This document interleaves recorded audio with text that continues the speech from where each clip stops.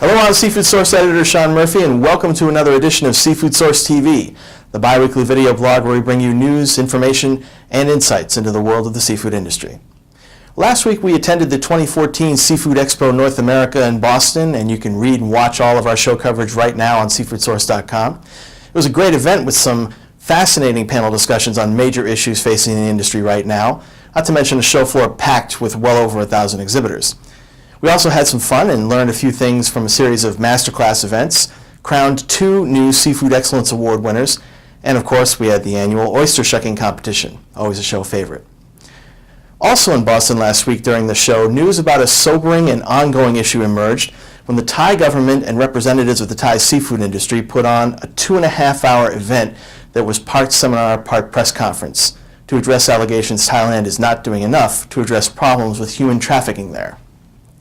The U.S. State Department has listed Thailand on its annual Trafficking in Persons report, giving the country a Tier 2 watch designation for 4 years straight. Under the department's own regulations, it must either upgrade Thailand to Tier 2 or downgrade it to Tier 3, the lowest grade possible, in its new report expected sometime in June. While the State Department indicates human trafficking is prominent in a number of industries, reports from several NGOs, including the Environmental Justice Foundation, have put a spotlight on allegations specific to the fishing industry.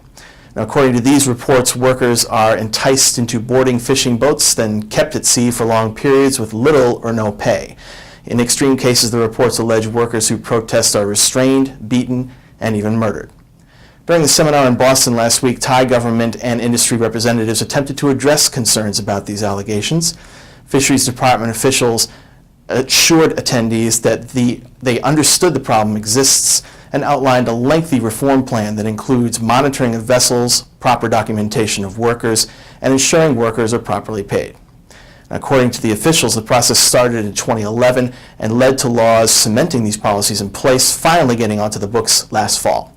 There's still a number of unanswered questions, such as just how does the Thai government plan to enforce these new regulations, and will the regulations be enough to sway the State Department away from a Tier 3 designation for Thailand in June, which could open the door to trade sanctions against one of the United States' largest seafood suppliers. Regardless, last week's presentation indicates the Thai government is not ignoring the problem, and at Seafood Source, we look forward to positive progress. We'll keep watching the issue. Finally, this week, one other piece of news. The European Union has blacklisted seafood products from 3 nations, Belize, Cambodia, and Guinea, forbidding EU countries from accepting exports of any seafood of any kind from these nations. EU officials have charged that these countries have not done enough to curb illegal, unreported, and unregulated fishing in their waters. The sanctions are part of a broader attempt to curb illegal fishing worldwide. A number of other nations, including Panama, Korea, Fiji, and Sri Lanka, are on the EU's radar as well, but no word yet on whether there are plans for any sanctions against any of those countries. Keep an eye on SeafoodSource.com tomorrow for another in-depth article talking more about this issue. That's it for this week's edition of Seafood Source TV, but be sure to check back next week for more news, information, and insights into the world of the seafood industry. Until then, I'm Seafood Source Editor Sean Murphy saying thanks for watching. We'll see you online.